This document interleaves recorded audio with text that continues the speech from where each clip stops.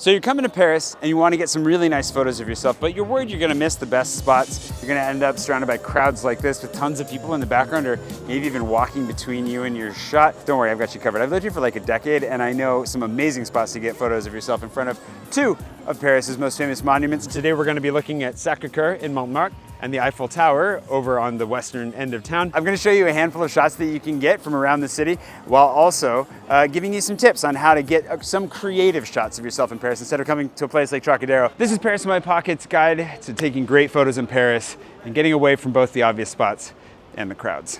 I'm not here to send you to the obvious spots to get photos, but that said, this is a very obvious place to be, and there are a couple of tips that you can use because it's not a bad place to be. One, if you're gonna come like right to the very front steps of SACRE, you wanna get here early. We're here at about 7:30 in the morning. We could have gotten here at 6:30 in the morning, would have been even earlier light, but honestly, the light will stay good for a couple of hours and there won't be people here necessarily. So you will have this place more or less to yourself, but still, everybody knows that trick now, and it's never gonna be a place that you can get to that's gonna be fully open. That's a general rule of thumb for all of Paris. The earlier you get out, the better your shots are gonna be. This is a sleepy town that really doesn't get started until 8 or 9 in the morning, so you'll have a lot of the streets to yourself. And the double hack for that is that Sundays are really dead, except for this guy with the leaf blower behind me for some reason. Usually there's nobody out and about in Paris. The second tip that's really, really important is to get away from this. If you want a good photo of the monument, is to get away from the monument. The Eiffel Tower, for example, is so big that if you get really close to it, you're not gonna really be able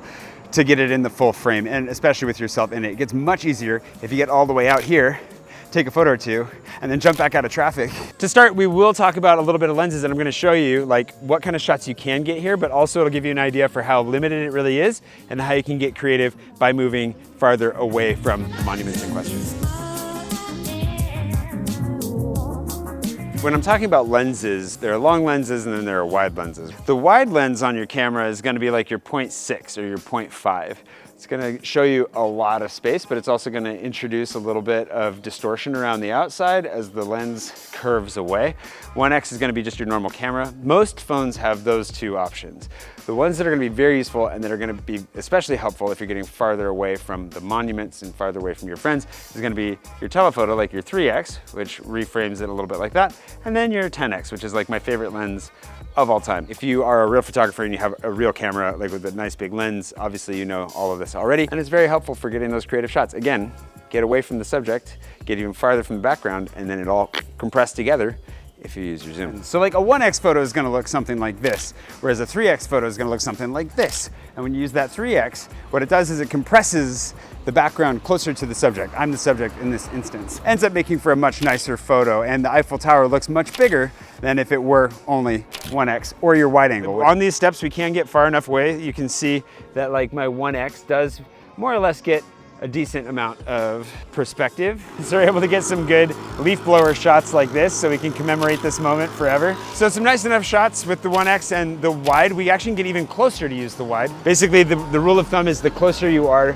to your subject and to the background, the wider the lens. But the farther we get from our background, the farther we're gonna want to get from our subject as well, and that'll compress the photo into something really nice. Let's go find a spot where we can do that. The thing is, if you get away from these monuments, you have so many more opportunities to take photos by yourself without anybody around. Night's helping me. Basically, if we get down here, we're gonna do 2 of these, I think. We got this one. This one actually is pretty good. Let's try standing in the street. Oh, it actually came out.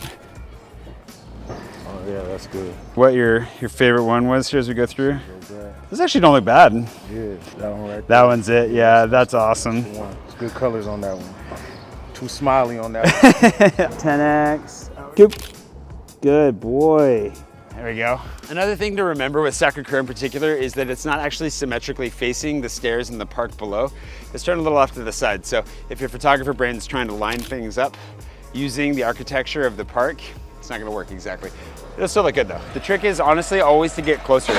Seeing some people taking photos here where they're taking them from like across the street, which does get the whole monument, but then whoever is having their photo taken will look small, and like you really want to get close. We can take an example photo to show you. Across the street, right up close.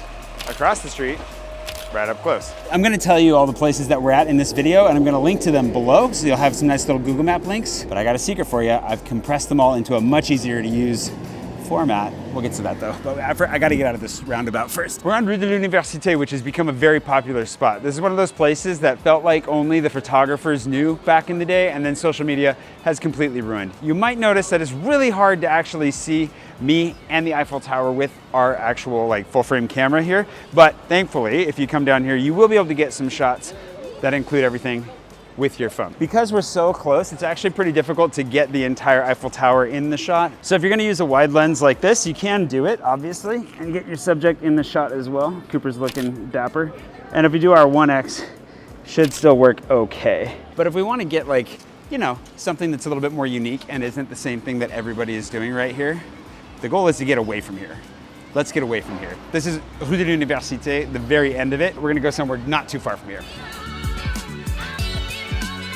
We're on Rue Montseuil, which is just around the corner and down the street from Rue de l'Université, where we just were a second ago. And the nice thing is, as you can see, like you can see the whole Eiffel Tower. And one of the things that I really like about taking a shot from a place like this is that you get the framing of the buildings. You get those nice guiding lines to what you could call a vanishing point with the Eiffel Tower just kind of peeking out over the side. And then if you want to go for like a nice little selfie here with your backpack buddy, it's easy to do with your selfie cam.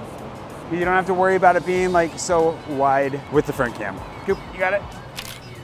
There we go. Come around behind the church, which is your first like off the beaten trick, because most people get distracted by like the artist square stuff happening off to the side. Just keep going all the way around behind. This is where we can start also using the 3X to get some really cool compression. Oh, there it is. Yeah, you've done this before. But we need to get farther away for some more fun shots. I'm not here to give you a masterclass in photography.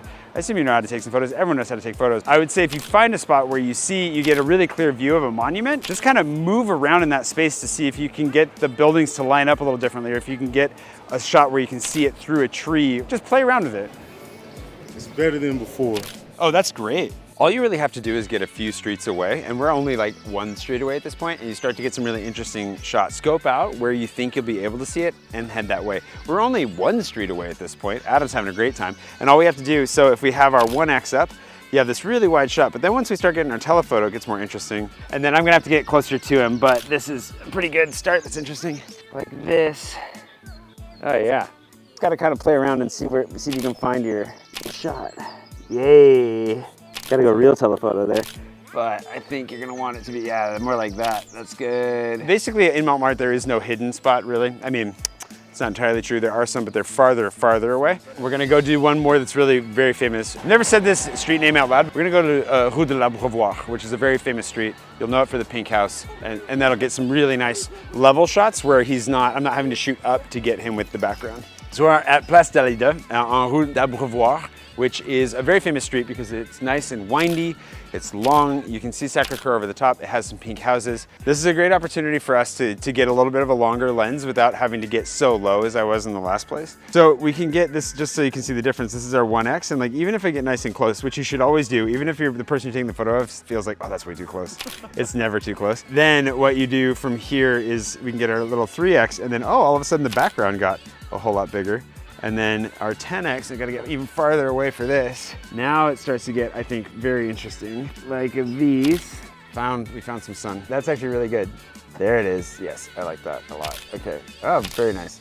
And then you can get like the swoopy street in the background. So again, the 1X looks like this. The 3X looks like this. The 10X, ooh, looks smoldering up close. I'm gonna get farther away again. And we find it, oh, I think that's pretty good. I'm not a professional photographer, by the way. I feel like that should say that for the record. But what we get out of this, we get out of this. All right, so then. I like them. That's a good one, look at that. Let's say you're here in Paris by yourself and you don't have anyone to take photos of. That's okay, because this city happens to be gorgeous. And it's one of the most beautiful cities in the world to take photos of as you go around. You can see if I look over here with my 1X, everything's pretty small. But what's really fun about getting to this particular spot is not only can you see the Eiffel Tower, which that makes for a nice shot, especially at sunset, but if I 10X, what's that peeking over the hill? Is that SACRE? Oh my goodness, it is. Actually, if we time this just right, we can get the train going across. Get a real sense of that urban Paris with a little bit of the forestry at the same time. And don't forget the giant air balloon going up over here right now in the 15th. I made a whole video about that, about the 15th arrondissement. It is a risky one to try because it only goes up when the weather is good. But if you go up when the weather is good, you can get some really fun photos of the Eiffel Tower and SACRE in the distance that you're not going to be able to get literally any other way. People ask all the time if you can do helicopter rides in Paris. You can't. They don't do helicopter rides, but that guy is a winner. If you're wondering where all of these locations are, I've added them to my guide at parisinmypocket.com/guide/map. We have an interactive map online and so many new places that I've added to the guide since then, which you will find at parisinmypocket.com/guide. If you go to the map, then you'll be able to find these photo spots by selecting the monument that you're most interested in. I dropped the address, there's a pin, you'll see photos of this very instance, so you can find it. It's a long ways away. parisinmypocket.com/guide/map. You'll see it, drop those photo spots, and then you can get a cool shot while you're in Paris that nobody else has without doing all the legwork, the research. Just go straight there. But we've got so many more and we're adding more all the time to the map feature in my guide. So make sure you go there, hit the photo spots, and then whichever monument interests you most.